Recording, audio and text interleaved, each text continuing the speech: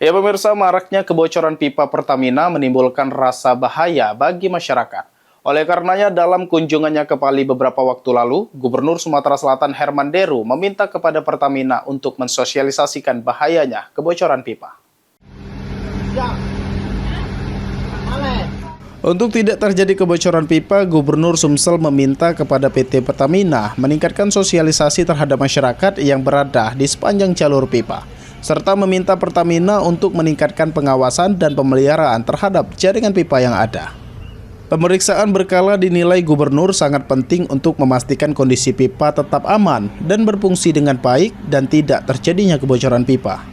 Gubernur juga meminta kepada masyarakat untuk menjaga dan diharapkan supaya Pertamina melibatkan masyarakat setempat untuk punya rasa memiliki yang tinggi dan juga mensosialisasikan atas bahayanya pipa.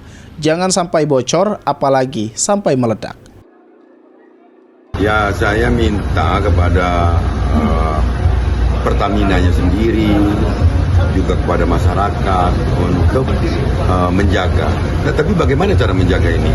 Pertamina tentu harus juga melibatkan masyarakat setempat untuk punya sense of belonging, punya rasa memiliki yang tinggi, dan juga mensosialisasikan atas bahayanya jika ini sampai bocor, apalagi sampai meledak. Herman Deru juga mengingatkan kepada kepala desa yang ada supaya tetap mewaspadai setiap pipa minyak yang ada. Tim Liputan, POL TV.